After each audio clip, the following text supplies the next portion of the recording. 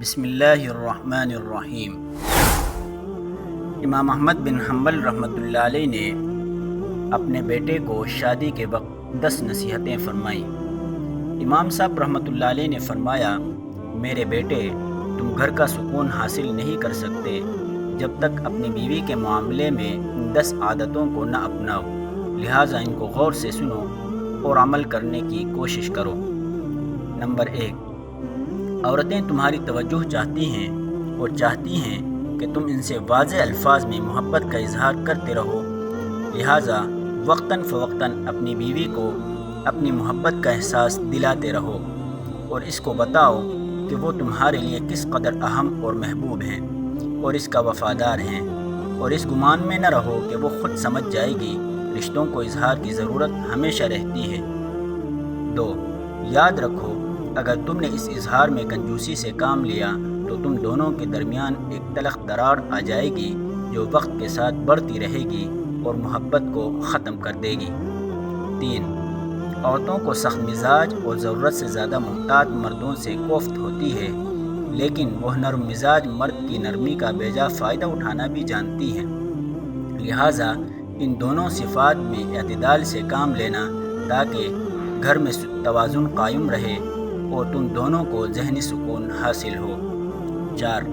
عورتیں اپنے شوہر سے وہی توقع رکھتی ہیں جو شوہر اپنی بیوی سے رکھتا ہے، یعنی عزت، محبت بھری باتیں، ظاہری جمال، صاف ستھرا لباس اور خوشبودار جسم، لہٰذا ہمیشہ اس کا خیال رکھنا۔ 5، یاد رکھو، گھر کی 4 دیواری عورت کی سلطنت ہے۔ جب وہ وہاں ہوتی ہے تو گویا اپنی مملکت کے تخت پر بیٹھی ہوتی ہے۔ اس کی اس سلطنت میں بیجا مداخلت ہرگز نہ کرنا اور اس کا تخت چھیننے کی کوشش نہ کرنا۔ جس حد تک ممکن ہو گھر کے معاملات اس کے سپرد کرنا اور اس میں تصرف کی اس کو آزادی دینا۔ 6، ہر بیوی اپنے شوہر سے محبت کرنا چاہتی ہے، لیکن یاد رکھو اس کے اپنے ماں باپ، بہن بھائی اور دیگر گھر والے بھی ہیں جن سے وہ لا تعلق نہیں ہو سکتی اور نہ ہی اس سے ایسی توقع کی جا سکتی ہے، لہٰذا کبھی بھی اپنے اور اس کے گھر والوں کے درمیان مقابلے کی صورت پیدا نہ ہونے دینا،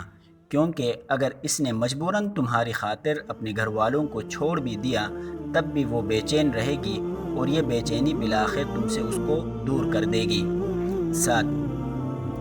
بلا شبہ عورت ٹیڑھی پسلی سے پیدا کی گئی ہے اور اس میں اس کا حسن بھی ہے، یہ ہرگز کوئی نقص نہیں، وہ ایسے ہی اچھی لگتی ہے جس طرح بھویں گولائی میں خوبصورت معلوم ہوتی ہیں، لہٰذا اس کے ٹیڑھپن سے فائدہ اٹھاؤ اور اس کے اس حسن سے لطف اندوز ہوں۔ اگر کبھی اس کی کوئی بات ناگوار بھی گزرے تو اس کے ساتھ سختی اور تلخی سے اس کو سیدھا کرنے کی کوشش نہ کرو، ورنہ وہ ٹوٹ جائے گی اور اس کا ٹوٹنا بالآخر طلاق تک نوبت لے جائے گا، مگر اس کے ساتھ ساتھ ایسا بھی نہ کرنا کہ اس کی ہر غلط اور بیجا بات مانتے ہی چلے جاؤ، ورنہ وہ مغرور ہو جائے گی جو اس کے اپنے ہی لیے نقصان دہ ہے، لہٰذا معتدل مزاج رہنا اور حکمت سے معاملات کو چلاتے رہنا۔ 8، شوہر کی ناقدری اور ناشکری اکثر عورتوں کی فطرت میں ہوتی ہے۔ اگر ساری عمر بھی اس پر نوازشیں کرتے رہو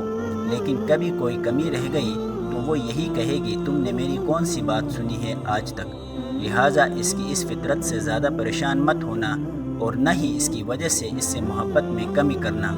یہ ایک چھوٹا سا عیب ہے اس کے اندر، لیکن اس کے مقابلے میں اس کے اندر بے شمار خوبیاں بھی ہیں، بس تم ان پر نظر رکھنا اور اللہ کی بندی سمجھ کر اس سے محبت کرتے رہنا اور حقوق ادا کرتے رہنا۔ 9، ہر عورت پر جسمانی کمزوری کے کچھ ایام آتے ہیں، ان ایام میں اللہ تعالیٰ نے بھی اس کو عبادات میں چھوٹ دی ہے، اس کی نمازیں معاف کر دی ہیں اور اس کو روزوں میں اس وقت تک تاخیر کی اجازت دی ہے جب تک وہ دوبارہ صحت یاب نہ ہو جائے۔ بس ان ایام میں تم بھی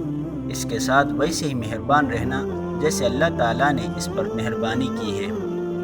جس طرح اللہ نے اس پر سے ساری عبادتیں ہٹا لی، ویسے ہی تم بھی ان ایام میں اس کی کمزوری کا لحاظ رکھتے ہوئے اس کی ذمہ داریوں میں کمی کر دو، اس کے کام کاج میں مدد کرا دو اور اس کے لیے سہولت پیدا کرو۔ 10، آخر میں بس یہ یاد رکھو بیٹے کہ تمہاری بیوی تمہارے پاس ایک قیدی ہے جس کے بارے میں اللہ تعالیٰ تم سے سوال کرے گا۔ بس اس کے ساتھ انتہائی رحم و کرم کا معاملہ کرنا اور اس کی گواہی اللہ کے ہاں تمہارے لیے معتبر گواہی ہو۔